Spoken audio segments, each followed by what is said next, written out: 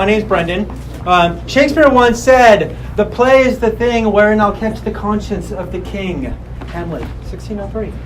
But I want to tweak that a little because really, the play is the thing where education is king.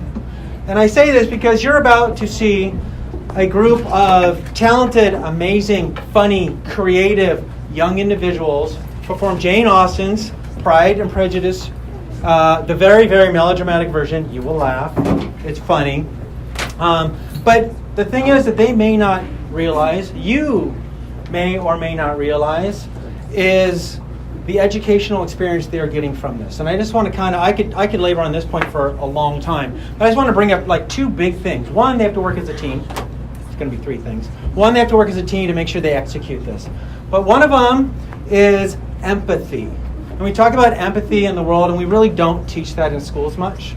And one of the things about empathy is when you are in a play, you get to be the greedy king or the orphan that was thrown out because the mom didn't want him, and understanding why. Or the greedy duchess who's so full of herself and so full of ego. But you get to understand the reasons why, by playing that part, why they are doing what they are doing, why they say what they say. Understand the motives behind it.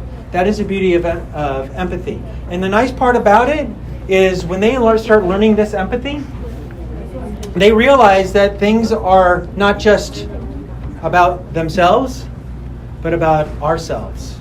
They start feeling what everybody else is going through from different perspectives the more plays they do. But let's talk about something a little more concrete from an educational perspective. Career learning. Public speaking. So this is something that's great.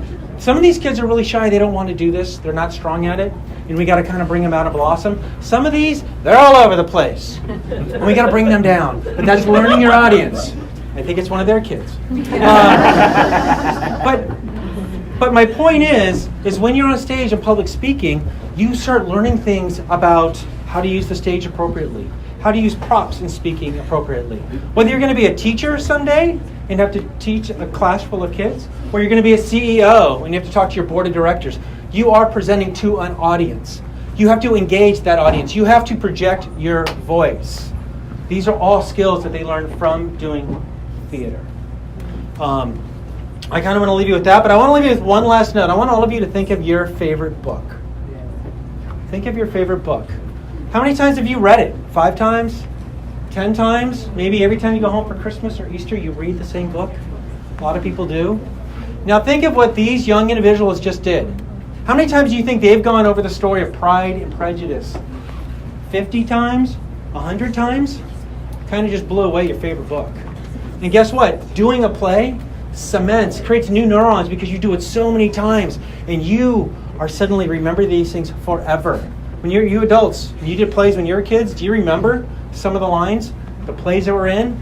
It's because this is an educational moment that gets ingrained for life. These are life skills.